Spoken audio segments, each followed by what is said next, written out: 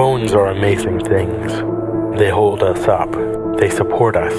They make us strong. But bones have other uses. In the past, bones were thrown by diviners, seeking out the mysteries of the future. Now the bones are cubes, made of plastic or resin, but they still reveal things to us. As they fall from our fingers and rattle across the table, the story becomes clear. Welcome to Bone Throwers Theater, an RPG actual play podcast. And here we are, back to Bone Throwers Theater, the commentary episode. I am Ellie, and I'm usually playing Archi. This is Jeff. I usually play Jerr Lan. This is Jeremy, usually playing Julian Illix. My name is Aaron, and I tend to play Sam. Never does anything wrong. Feluge. This is Johnny, and I usually play Chime. Hey, I'm still unconscious, North. I'm Jordan, and funny story, I was looking at memes on Reddit this week about how, players turn into murder hobos when they say, but it's what my characters would do. And I was thinking, I'm so happy that I don't have any players like that. And then I got proven wrong. Nobody would murder hobo around here. Because, straight murder hobo, I would have been off in the guards that tried to take me somewhere. Did I say it was you? Oof. Was there anybody else that went remotely murder hobo? Yes! I guess. Yes! I guess you're right. I was in character the whole time. See, exactly! Exactly. But I will say that first encounter with Julian did make it very interesting. Yeah. I got punched in the head twice by two different people for the same reason. And then drugged to be knocked out. That was pretty awesome. If y'all just let me take care of the stupid cylinder, What's getting taken care of? yeah, y'all put it back in the machine. His name is Archie. I really don't know how we're going to get past I don't know how we're going to get past it either. Past what? him knowing. I mean, I if there's have going to be the a fire we element. after this. See, that's the only way we have to do it, is the lying. See, there's two There things. may not be a we. There's after this. two things to get past. There's get past Chime knowing, and then there's get past Julian knowing Julian knowing what? that Katari was attacked. Who And was getting past. There's Jerr no knowing. way you're not going to convince Julian that it wasn't Sam. You'd be surprised. There's no way you're going to convince Julian that it was not Sam. I have ways. I'm not gonna convince I have Jerry thoughts either. of ways. Thoughts of ways. Thoughts of ways. That sounds Here, good. okay, I don't suspect Sam at all. I don't suspect Sam at all. Of course, either. I don't know that she's dead yet, but... she's not dead. She's not dead. Okay, I don't know if she was attacked yet. He's basically on life support. Yeah. I thought I wanted already to was be on congratulated life for support. that. I was rather proud of that solution. That was good. That was good. Make a throwback to Terra Proximus. She was put in a tree to save her life. Yeah. Just like another character here. Yep. If she goes out with superpowers, She had superpowers already. Yeah. And it's actually her superpowers which are saving her. yeah. Because, honestly, I would imagine that the elemental that one is bonded to is going to try and protect its host as much as possible. So, Oh, really? Maybe. It's good to know. I would imagine. I'm not saying that every elemental has a similar relationship with their human. In fact, I know Sam doesn't compare because of Sam's goals, or Yeah. Shade's goals. Because one of Shade's goals or beliefs is that Sam is the best for now. Yes, the best solution to reach what I want for now. For now. That's literally written into it. So if you wrote in your own death, I have your blood is not on my hands. All I know is that there's 10 things pointing at Sam having been the culprit There's of only the 10? stabbing. Now, here's Only 10? here's the thing. There's also another way that Sam could take what happened at the end. Sam could take it as Julian is covertly telling Sam that Julian knows what happened to Katari. Or the burning of the note. Is that you think that it was Shade? Yeah. Yep. Tell you what, though, Sam has Aaron has ideas and cards that can still be played in Sam's favor. So we'll see how everything falls. Yeah, I'm very interested to see what's going to happen with Chime next time. Yes. Yeah. That's not going to go well. Chime may not survive till season 4. He may not. honestly. You know, do you have another syringe? Because honestly, I can carry body all the way back again. I see that there's got next session is going to be either very combat heavy, like interpersonal combat heavy, or there's going to be some major character shifts next session. That's possible. Some huge character I arcs. mean, I hope one way or another it's emotionally easier than today. This is this is the most wrung out I have felt. As We a were GM. Jordan was getting raked through the coals today, while the rest of us was like, "Man, I love this." Let me say this: this entire season, from a GMing perspective, this has been probably one of the most demanding seasons that we've done yet. Yeah. Season 1 was great because I had some pretty good setups. I loved the whodunit mystery of who broke into the safe, how did they do it. I thought that was a really great setup. Season 2 was pretty darn cool because Archie stepped in and was this great impetus for a lot of Season 2. And now Season 3 is like, how do we scrape this thing together by hook or by crook? Because all of a sudden we have multi-Archie. I'm sorry. Well, no, it gave some answers to some things that were there in season 1 and 2. Yeah. That had no backstory. So it is giving a little bit more backstory to, like I said, some of the things that were going on behind the scenes in season 1 and season 2. So, ironically, even though we're not in Consiglio, haven't been for all of season 3, Consiglio now has a much deeper backstory. Yeah. Because of the things that have happened in season 3. Oh, yeah. Not just that. I think another reason why it's been, because it hasn't only been emotionally exhausting for the GM, in my opinion. You know, we've done some really interesting story things, like storytelling devices. As we talked about in episode 300, we did some fun stuff with this season. Yeah. It's been a great story and it's been a lot of fun, but I have been like sitting in the GM chair going, See, I've just Jordan's been used to holding us not following his plan, but today we took his plan and just threw it out the window. Yeah, we were like, But I could tell any time that we started going towards what Jordan wanted, it'd be like, I rolled a 2. Yeah, okay, that works. Yeah, you got it. I could see the look in Jordan's eyes at some point. It was mostly when Johnny says, "And Chime's going to do this." And Jordan just like deadpan. But you see in the back of his eyes, like, "I want to kill you." I'm sorry. You put Chime's worst enemy. So because it was cool. and that's the thing. If it has gone down any differently, and say Sam had not gone into Katari's room and done what Sam did, at the end of this session, I was fully planning on going to the rest of the group and pretty much saying, "Look, I know that I spilled the beans to Chime. I made a mistake." And I tried to get Chime to use his powers more, and we used ours together. That was a mistake. I ruined Chime. This is my fault. Julian was fully prepared to do that. You did mess that up. Yes. Yeah. You did mess that up. Yeah. Choices were made. Yes. You all made like Choices regretted. I loved the analogy of the jagged rocks Oh, that was fantastic. because that kind of describes where the characters are right now. Is that there's a lot of jagged edges showing. Right. And one thing I like as far as Julian's jagged edges, we made it a point, I think this was in between episodes, where on the outside it looked like Julian was more crazy than Chime was. But or being more aggressive. But in reality, at that point, Julian was very calm. Yeah, to outside observers, it looked like Julian was the one losing control. But on the inside, Julian was actually, at that point, when he was face-to-face with Chime, was very calm and very like, "Oh, crap, this has got to be done to make sure what needs to happen needs to happen."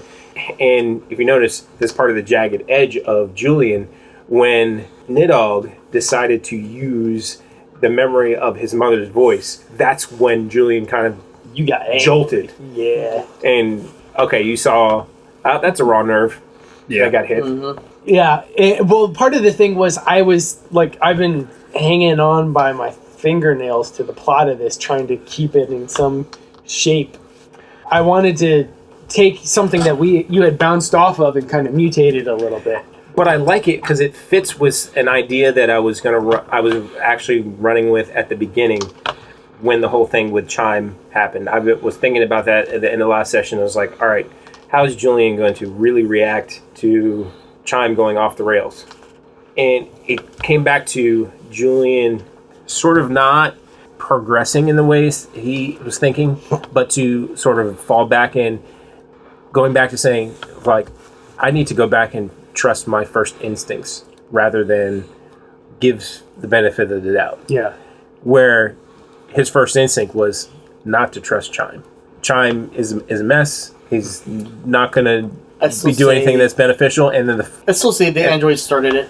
well, I mean, and then Chime does what he does, and Julian in the back of his mind is thinking, is like, yeah, if I had stuck to what I thought initially, rather than trying to actually make something of this, we wouldn't be in this mess. And then, honestly, the idea that elementals can use Julian's memories against him. Although it does make sense that the connection has to go both ways in some Well, fashion. yes, it makes sense, but I guess Julian. I don't think he ever thought of it before. Well, no, because he thought it was just communication. Yeah. Right. Where Or it was just their minds were like, hey, Like, we can talk. Yeah, now. just we talking. talk to each other. But with the idea now that he is now mentally being fed images and has his memories that can be used to manipulate him when he's connected to an elemental. Question. Yes. Is that like a thing that has to be accessed at the moment? Or does the elemental know things about memories based on a connection? It's only momentary. It was only momentary in that instance. Honestly, the way that it was set up in my mind was that elemental was trying really hard to communicate and didn't know any other way. Okay. And it just kind of latched onto something that was kind of floating around in upper hindbrain of Julian. Yeah. Because I think that yeah. Julian kind of, whenever Julian is interacting with fire elementals, I think he has some sort of, a little bit of PTSD about the Yes. situation. He does, which is why, and the way the spell is built, his power works differently, slightly differently with fire elementals. Yeah. Which, mechanics-wise, he checked off all of his boxes for fire now. Nice. So, Very nice. but he has none for earth or water. Yeah. It's just air and fire. I was going to say, you should have it for air as well. he should have it for air and fire. He is Golden.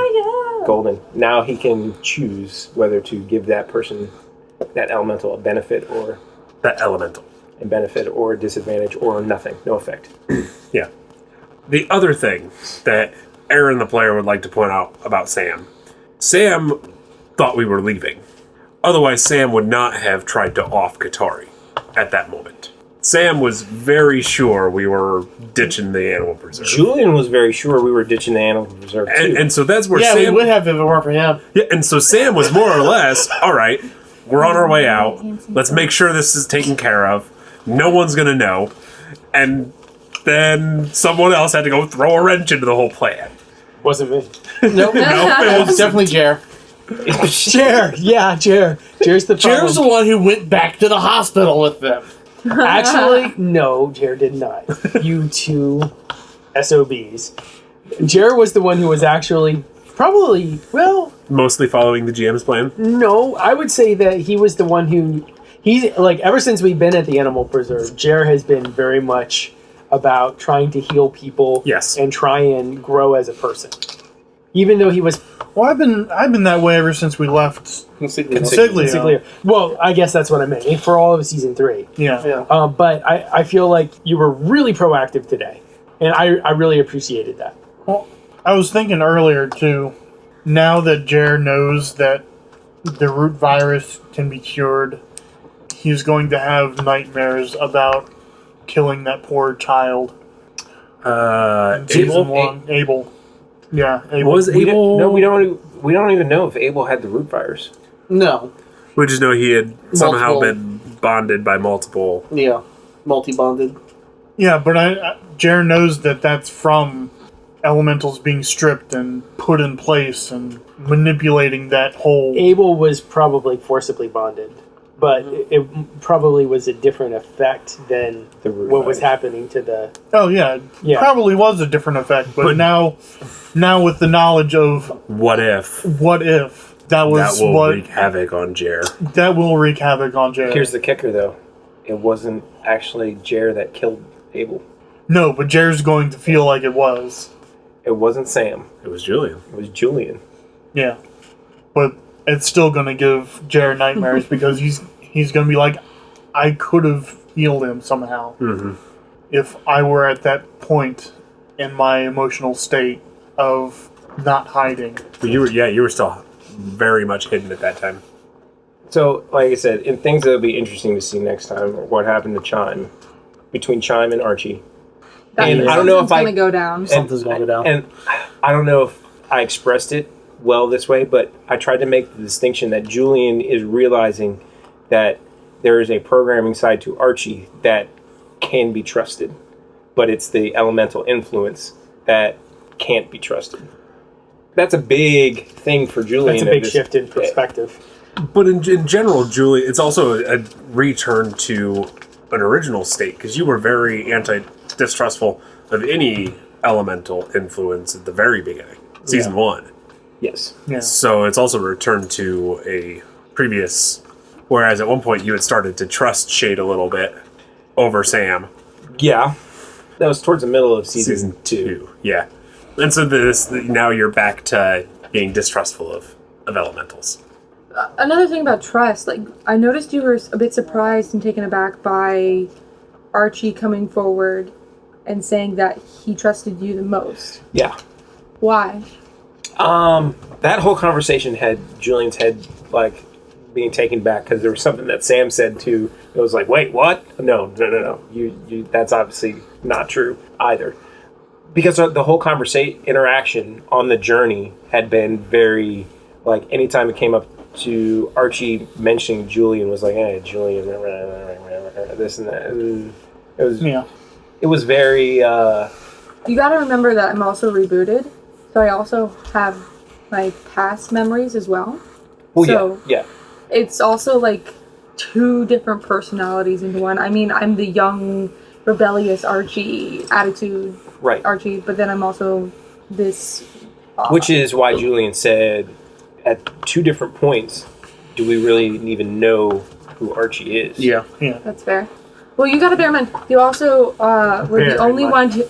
Haha! You were the only one who was pretty much blunt and seemingly honest the entire trip, regardless that you left a bad taste in my mouth. Yeah, that's a good way to put it. But I do like how it turned out that Archie said in the construct in the dog park, referring to Julian, it's like, yeah, and Julian is probably the first person looking for me. And Julian at that point did not care. Yeah. But the way it happened, it was Julian that was initiating rebooting Archie and bringing Archie back. I was like, oh my gosh, how did we get here?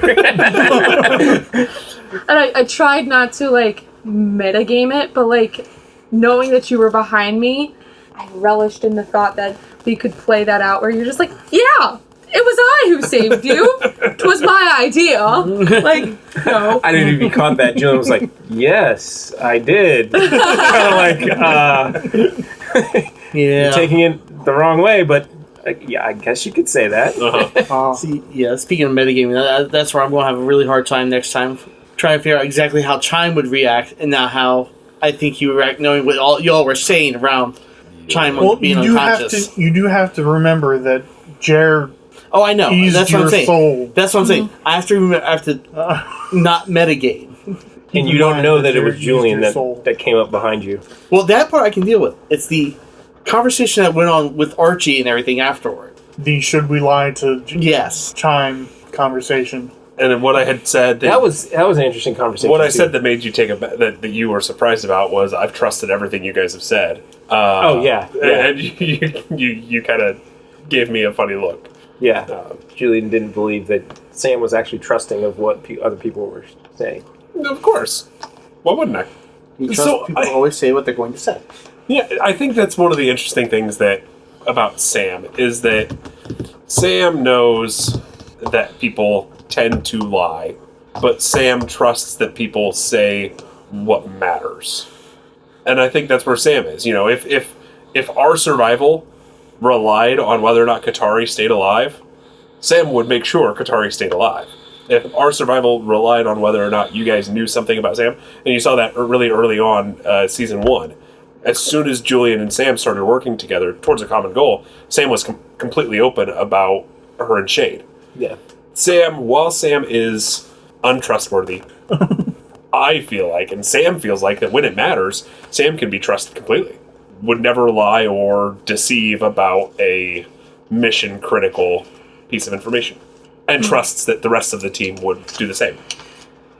Part of you saying that, though, is against what Jerr is thinking. Jerr's whole thought for this journey was, we have to save Katari. So was Julian's. Right. As well as Archie and Bear.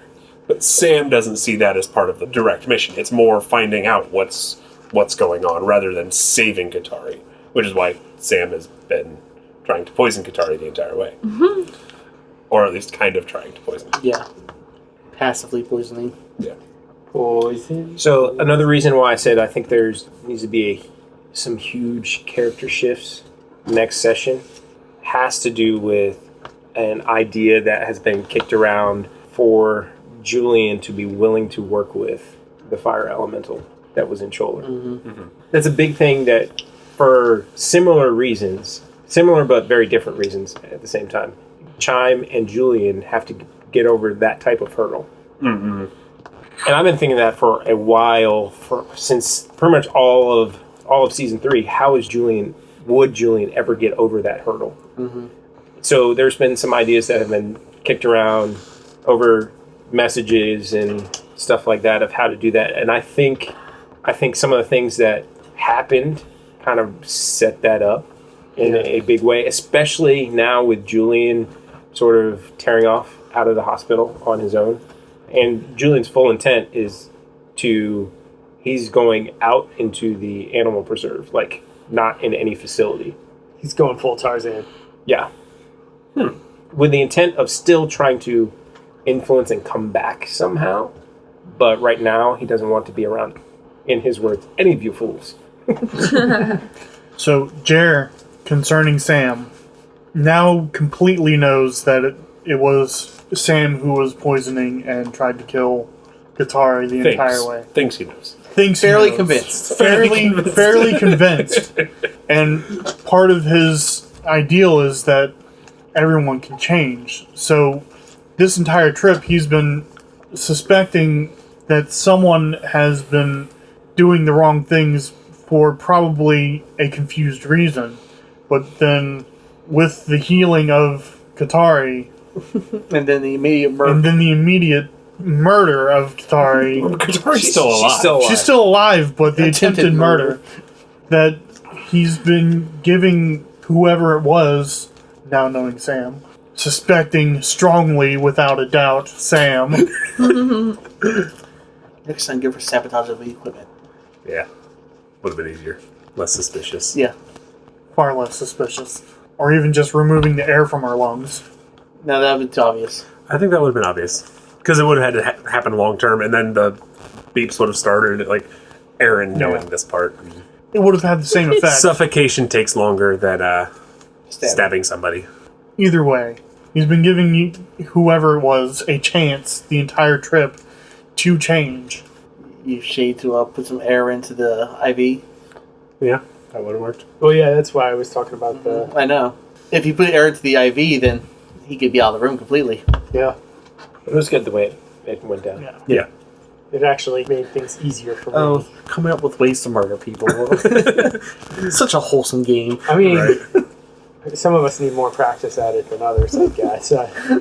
I feel like Jerry's either going to try to murder you, Sam, or try and heal your brain. That is much more likely to try to murder. Here's another bomb that has yet to drop, and I don't know if it would make any difference to anyone else other than Jerr, that it's been kicked around that the original water elemental for Archie was the water elemental that was in Redneck's Near. Yeah. It has been discussed. That, And no, that would be a bomb. that makes a difference to Sam and Shade. A very large difference. Yeah. Who yeah. was this person?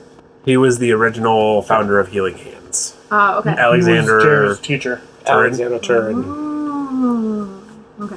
Yeah. He's been around for a long time. And if you find Shade's goals, you can see why it makes a difference. Okay. They're on one of the documents. Oh, yeah. Yeah. I have it written down right here. Do we want to discuss it or No. okay? I was gonna say if you go find it, if you feel like finding it, then you kind of deserve to know it. If you don't, then you can learn when everybody else I'm does. looking it up. I have it right here. You can read it. Well, we won't discuss it, but you can read it. Yep. Yeah, That's what I remember. yeah. So it would make a 3. difference. Number 3. Whatever happens next recording session is going Oh, to can I see determine Chime's goals for season 4. Yeah. Yeah, pretty much Julian's as well. Potentially Julian and Chime should have the biggest shift within the next few episodes. I don't have to change. I'm perfect. I will be rewriting Sam's goals because Sam has some that have aged out, but they will likely remain mostly the same. So, would you guys like to talk about, speaking of goals aging out, do you want to talk about character advancement and role playing and snacks? Character advancement, let's start with that. Obviously me. I mean, Archie's awake. actually, Yeah. I mean, like true advancement. Archie's awake. And no, Yeah. not only awake, but And has been reintegrated and recompiled. Yeah. So Archie There's is no a longer- solid bet. I was joking, but here we are. I mean, let's go through. That happened for Archie. This session has sort of been the fallout of the Chime's meltdown. So I don't know if I I call don't, that. I don't want to call that advancement. I'd call that regression. No, it's not advancement, certainly. No, I would There's not. definitely no advancement for Chime. Sam attempted to complete one of her goals. I guess it was a goal to kill Katari. Does anyone was- remember my 3x3s? Because one of my goals wasn't it to become friends Yes. with Fine. my enemy. Well, see, even you were considering Julian as an enemy before. You were just annoying. That's all it was. See, even now, I still don't consider Julian an enemy of mine. I've never considered Julian an enemy. Even after he punched me, I don't consider him an enemy. My vote for character advancement is Archie.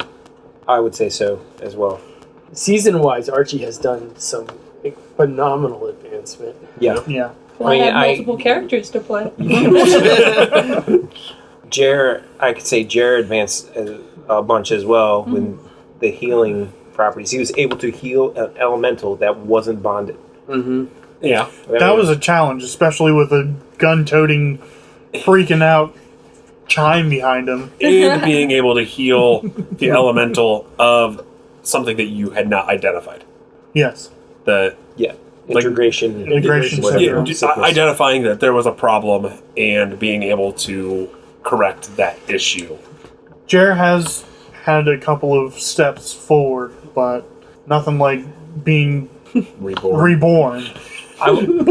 Since we're just going through and saying moments for each character, Julian, I do like the moment, even though it was just a quick moment. I do like Julian's moment with Bear Yeah, I did too. in the temple. Take care of them. Take care of him. Because, like, take care of this kid. Yeah. Such a heartwarming moment.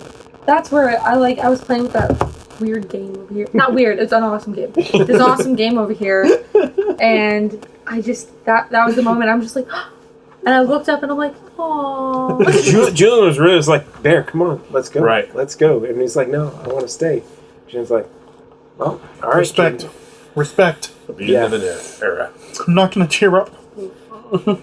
No, I don't think I will. But if we killed all the other NPCs, Bear would have to go with us. It's got a point.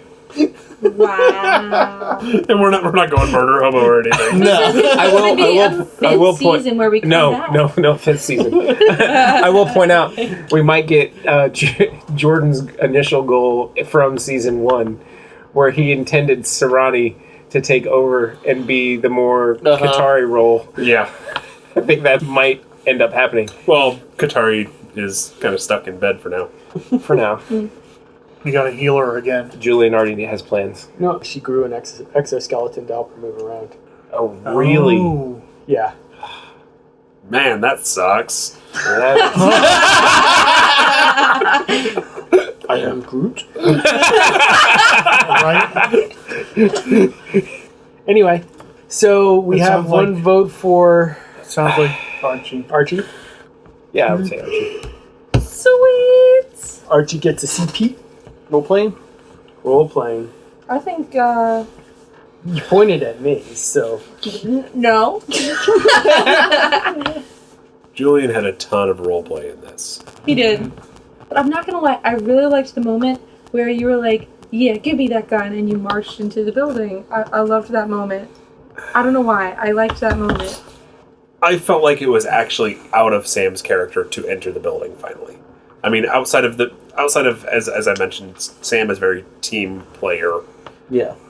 Well, that's the only reason he did is because you were given a specific task to go in. Right. I mean, that's really the only reason that it happened. You say team player, but then your first action when you went inside was to attempt to kill one of the team. Yeah. She's not part of the team anymore. I wonder why. Because she was dead weight. Jerr said she couldn't go with us. I said she needed to heal, rest. She still needs to heal and rest. Even more so now. Yeah. Yeah, I feel sure we're just gonna leave her behind. Yeah. But in all seriousness, I think Jeremy did a great job with Julian today. There was a lot of different scenarios that he went through. With Bear was a heartwarming moment. With Yeah. Archie and getting those pieces of answers that he wanted was a really good, serious scene. With punching Chime in the face. Yeah, the attack on Chime I thought was awesome. Attack on Chime. That has to be that title. Attack on Chime.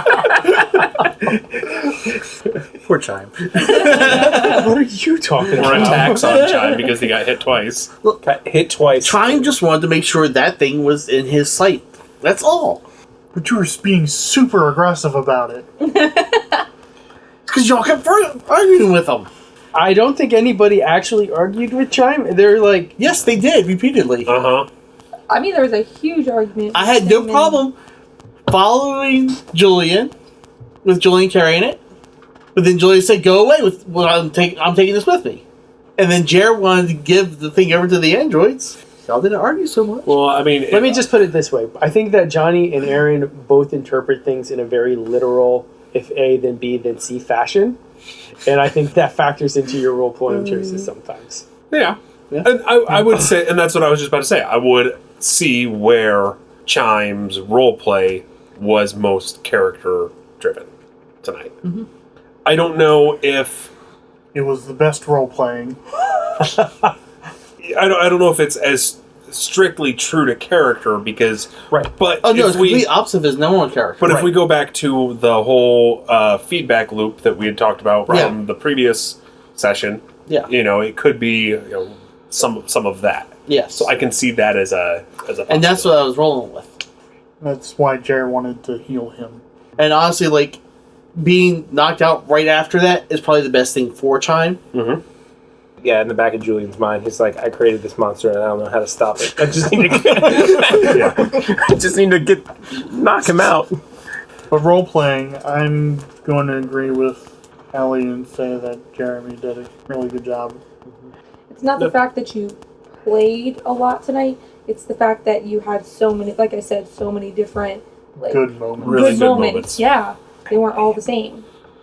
I mean, part of that is because of everybody else's role-playing choices gave me different scenarios to play off of. Sure. Honestly. Yeah. Yeah. So I mean, you gotta there's have the whole Chime multiple thing, which players. it had to roll with that.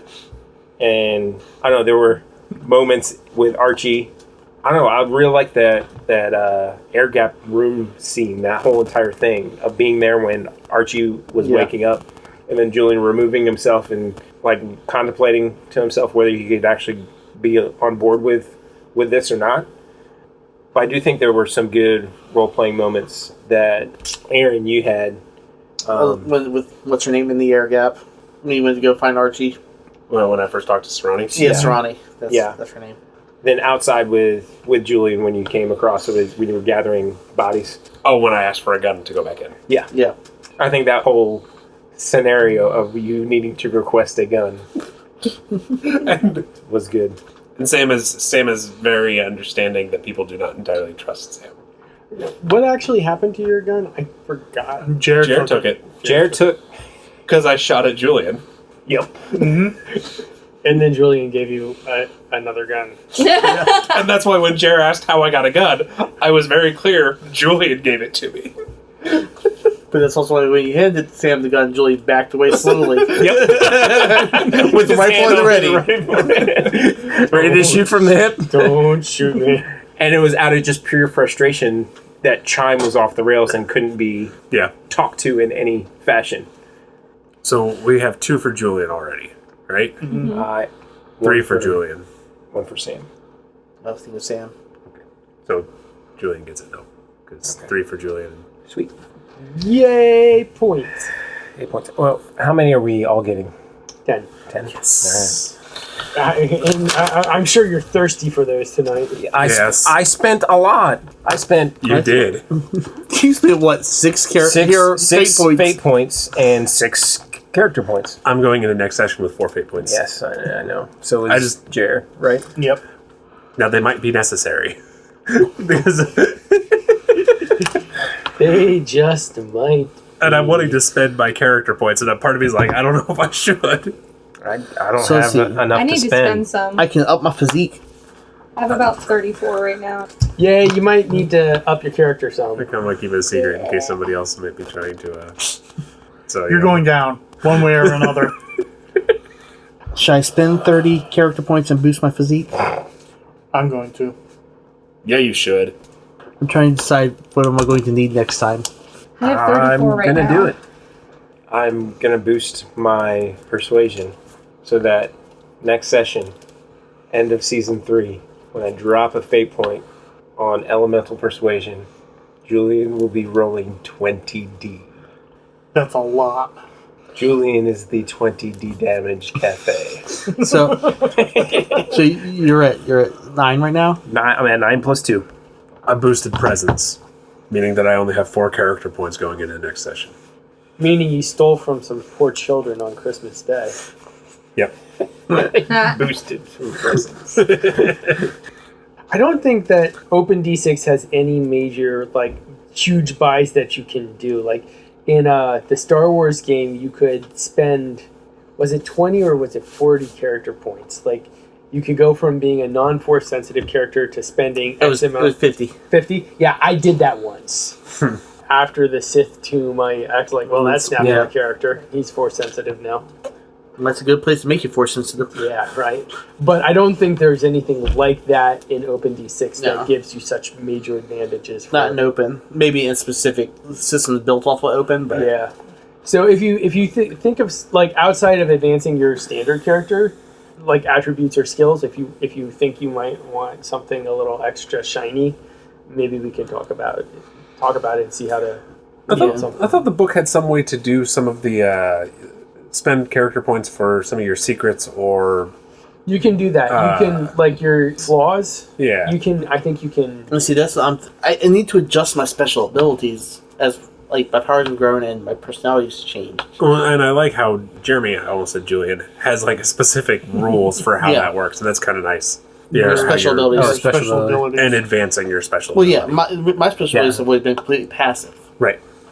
Until meeting us. Yeah, You didn't use them at all. You didn't try to use them I didn't try to use them today. at all tonight. And I did that specifically because it's the personality that Chime has right now, with his negative, angry personality, is completely opposite of his normal personality. Yeah, and I still like that. So they came back from the feedback loop. That came from the feedback loop because Julian twisted something that Chime said to make it more aggressive.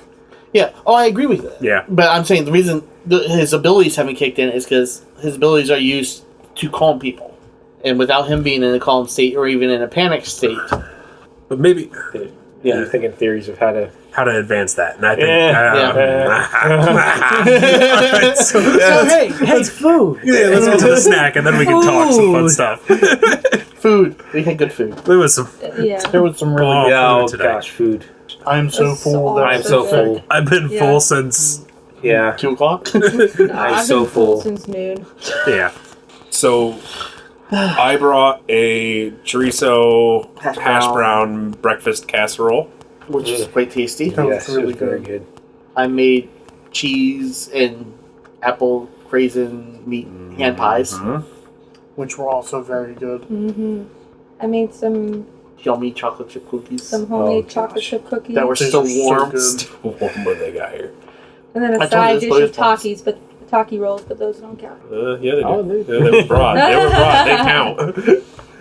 I made a spinach and artichoke and shrimp dip with spicy cheese on top.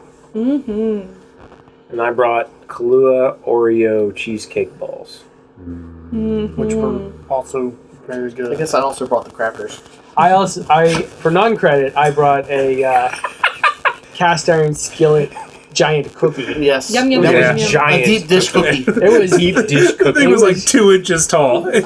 Two. That's generous. I mean, was like- that's It was a I very- mean, that's reserved. Yeah. That's holding back. It was Yeah. more than 2 no, inches. it was at My least gosh. 2.5 to 3. it was a rather cookie. girthy cookie, It was very good. It was. and it also Two. it went very well with the vanilla ice cream that I brought too. Yes. I skipped the ice cream. Girth units. Well, I would imagine so, yeah. But I did make it dairy free. Oh, really? The cookie was? Yeah, the cookie Yeah. was made with margarine. It didn't matter. It had so much Yeah, cheese. I in know. there Yeah, that no. it's like. I try. Recording this is once a month cheat day for dairy. Yep. Pretty much. So, So food. oh my gosh, I have to make a quick decision. I have 2. What are they between? The still warm cookies. Yes, and the breakfast casserole. Oh yeah. Oh my gosh. I'll say mine now. It's the breakfast casserole. I'm torn, likewise, between the still warm cookies and the cheesecake balls. Because those. And it really, let's be honest, it's the Kahlua. I'm an alcoholic. And see, that's what ruined them for me. Right? You said it, not us. I've seen his bar. Aaron. Hi, Aaron. I'm gonna go with the still warm cookies. The So- still warm cookies were pretty bomb. 2 for cookies, 1 for casserole. Wait, 2 for cookies? I thought I heard 3 for That's cookies. those cookies, right? Yeah, mine was cookies. That's 3 for cookies. As you said, cookies. I said between the cheesecake balls and the still warm cookies. Yeah. So choose between those. Well, let's go bring another one down. Because mine was between the hand pies and the casserole. The ham pies were really good. Yes. They just showed up too late in the game. Yes. They did show up really late. It was tough to keep eating later. Yeah. Yeah. And there was only one per person. Was there? I ate 2. Well, there was one extra, so. GM Fiat. So I'm gonna have to go with the cookies. Well, it's official. Cookies. Cookies won it. Cookies won it. Because they were still warm. I told you extra points. Yes. I know. Yeah, it is because And- they were still warm. And also I'm also gonna go on the cookies on account that I ate like 3 of these huge. I mean, they were good sized cookies too. Yeah. They weren't like Yeah. Really? They were- Those are they were- small for us. Oh my gosh. Usually Patrick and I make these, like I ball You it made up 6-inch cookies? and I put it on the pan and I take out the rest. And I made these in a, I didn't make them in the actual oven. I made them in a toaster oven. Nice. That's awesome. And I just like took out the other slot and I just plop it in. And there's just this giant cookie and we break it in half for like Oh. dessert. And it's also official that this is the first thing that has defeated a cheesecake dish that I have brought. I'm so Yeah. sorry. I had to fall some point. I know. My streak of cheesecake winning has come to an end.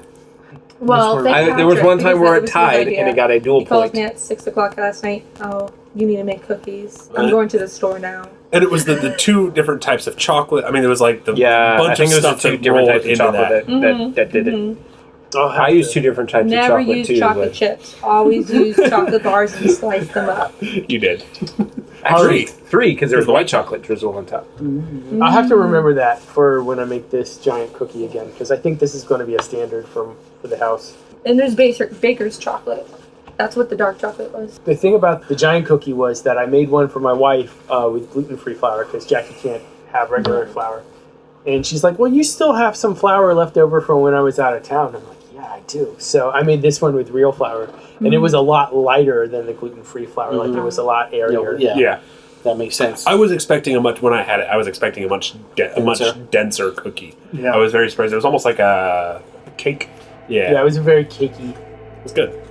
All right. Well, I think that's how the cookie crumbled. I see what you did there. All right, everybody. Thank you so much for listening. Hope you all have a great week. Thank you for listening to Bone Throwers Theater. Our cast is Aaron, Ellie, Jeff, Jeremy, Johnny, and Jordan. We are releasing this podcast under a Creative Commons Attribution, Non-Commercial, No Derivatives 3.0 Unported license. That means you can share the podcast, but please do not modify it or try to gain financially from it. If you would like to visit our website, you can do so at bonethrowerstheater.com. If you would like to send us an email, you can do so at bonethrowerstheater@gmail.com. Our Twitter handle is bonethrowerstheater. You can also look us up on Facebook and subscribe to our YouTube channel. And until next time, may the bones fall ever in your favor. This has been a Nerd Circle podcast production.